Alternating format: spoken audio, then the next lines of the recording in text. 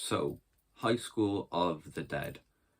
I remember watching this when I was quite a lot, well, not quite a lot younger. I was around 12 when I first watched High School of the Dead, which I know, in hindsight is a little bit young to be watching High School of the Dead, but let's be real, it's the internet, nobody cares. People have come out with a lot more controversial statements and hot takes, so let's just roll with it. So, High School of the Dead, a lot of people, including me, look back on it now and, we laugh about it, we joke about it, we talk shit about it, because looking back on it now, it really was an honest to God awful anime.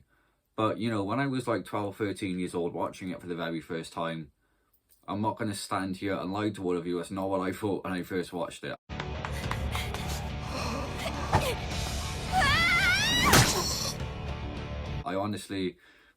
I remember watching it at that age and really enjoying it. And obviously, when you're that age, especially when you're a boy, it's sort of understandable and, a bit of a hot take, but I'd say it's also expected of you to an extent to be watching shows like that, especially if you're like a young boy growing up. I remember watching this when I was younger, and I think I really liked it because of how explicit it was. And, I don't think I have to do any explanations when it comes to that. I mean, if you've seen the anime, you know how explicit it was. You especially remember episode 6 and episode 13, Drifters of the Dead, if you watched that special, which I did, obviously.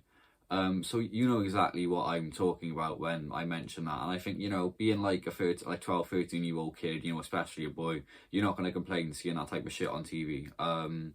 But, looking back on it now, I guess it was a little bit too much. And maybe it was definitely overdone quite a lot. But no complaints from me on that front. I mean, as for the story, I feel like the story was definitely a little bit boring. I'm not gonna lie.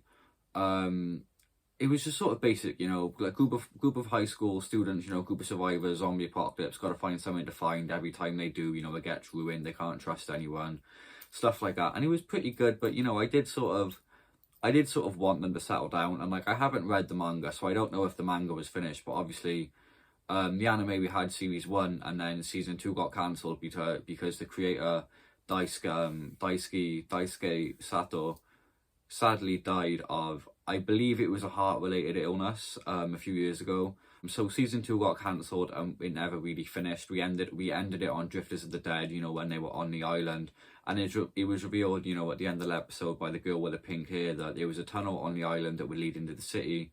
So they could get to the city, but the city's full of zombies, so therefore the zombies can get to them too. So the island isn't as safe as they all think it is.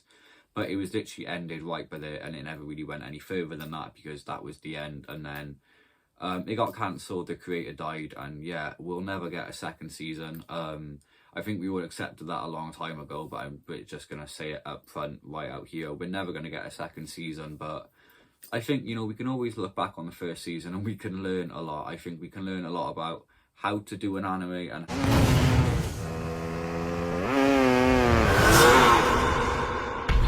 Holy shit!